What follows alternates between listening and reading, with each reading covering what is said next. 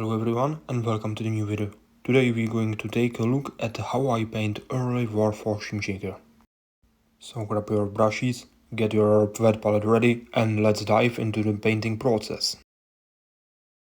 As for the first color, I'm starting with US Olive Drab for the jumping suit.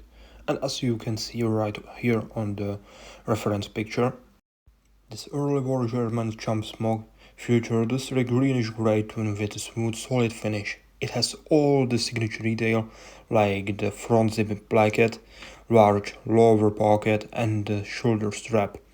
Applying this US olive drab as our base coat will give us the perfect foundation to capture that authentic look. Before we move on to adding the rest of the details, for the highlights, I mix a mix of olive drab and a sky grey. By gradually adding a sky grey to our base color, I'm selecting pick up all the races edges, the folds on the jumping suit, and the primitive details you can see on the reference picture, like the pocket flap, the shoulders and the collar. This gives the fabric a great sense of depth and volume, making it pop right on the tabletop. To fill the remaining time, let's talk a bit more about working with the sky grey and our green base. Blending sky grey into the olive drab is a great way to control the contrast on the miniature. Because the 28mm are so small, high contrast and highlights are essential so the details don't get lost under standard table lighting. For the gas mask container and the trousers, I went with the German field grey. This classic tone creates a visual separated from the olive drab jumping smock, helping to break the uniform up and give the miniature a more realistic tone, layered look.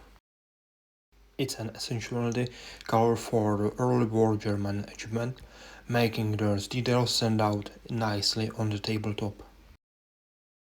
Let's talk why I choose German field grey over the Tank Crew 2. The main reason is authentic and tone variability. While Tank Crew 2 or other similar shade might work standard, German field grey gave us the exactly historical accurate greenish grey wall look that defined the early war achievement.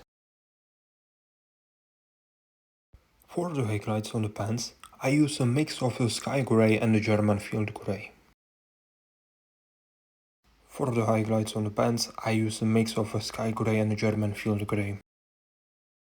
By layering this lighter mixture onto the trousers, I'm able to catch the upper edges and the sharpest creases, giving the cloth and edgement a realistic warm texture while keeping everything nicely defined under the tabletop lighting. For the jumping boots, I use a chocolate brown. The rich dark brown tone provides a great contrast against the green jump smock and the field grey trousers, giving us a solid realistic leather foundation for the footwear.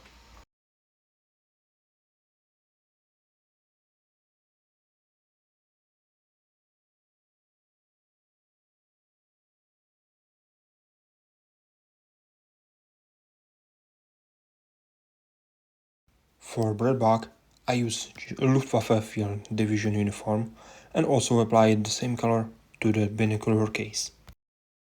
This district greenish blue hue help define the standard field gear from the rest of the uniform, adding an extra layer of visual interest and a paired accurate variety to the achievement.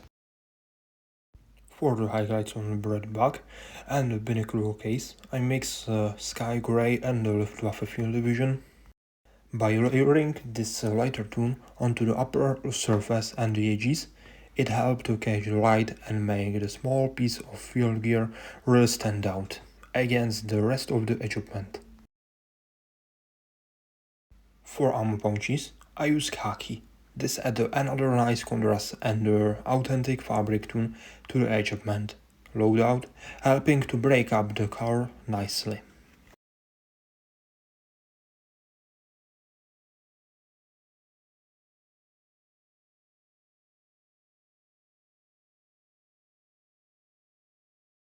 I also used khaki for the camouflage wrapping around the green part on the helmet.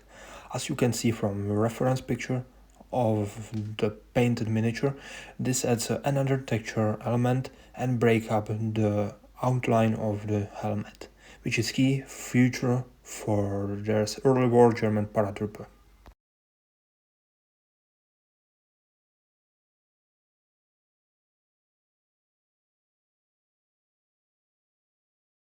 For the highlights on the ammo pouches, I use German BG. This special tool is great for catching the edges and the high point of the web gear, giving the fabric a warm, sun-faded look, while adding a nice contrast against the dark uniform color.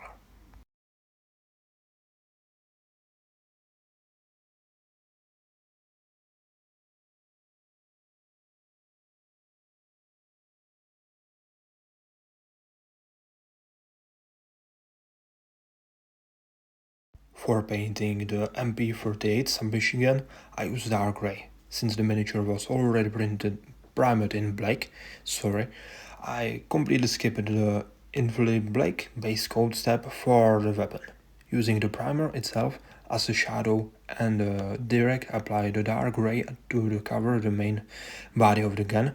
This method not only saves time during the painting process, but it also leaves their deep natural shadows in fact in the recesses for the weapon's metal part and receiver.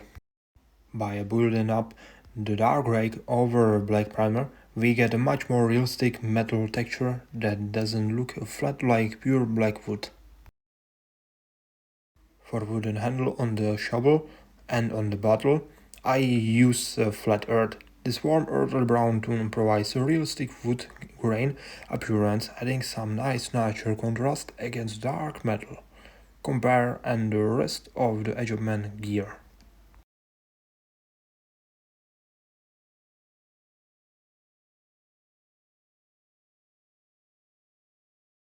To apply Barbarian flesh, I use two thin layers of coat. Putting it on multiple thin layers is a really important step when you're painting miniature skin, because it provides the paint from pulling up or abusing any of the fine facial details like the nose, eye or cheekbones. It gives you a nice, smooth and even foundation while pressing all the scalp depth, which make a huge difference when you move on the washing and the highlights.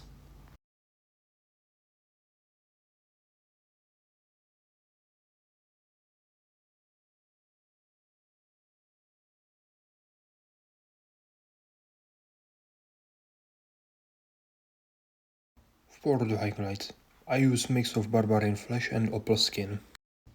By blending Opal skin into the base of Barbarian flesh, it creates a lighter, natural fresh tone that catch the light brilliantly, applying this mixture to the highest point of the face, such as the cheekbones, bridges of the nose, chin, and brows, add a real dimension and life to the miniature feature, making the skin look much more dynamic and detailed under regular lighting.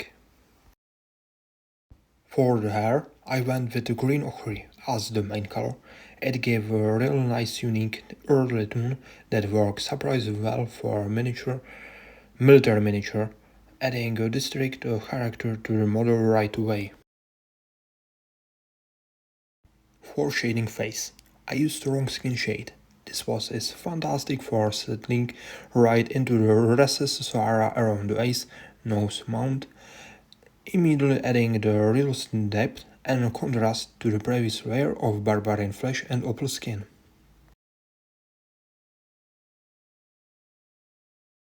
For shading uniform, I use dark tone. This wash is as incredible for dropping straight into the deep recesses, folds and creaks of the fabric.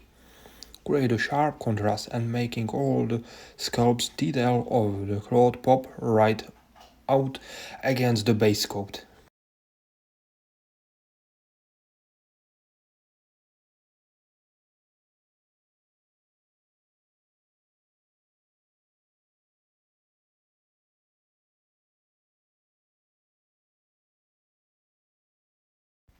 For shading the edge of band, I use military shade wash. It's a fantastic shade to apply over gear and pouches because it's subtle darker than the resists and add a weather-field use look that ties the whole tactical setup together.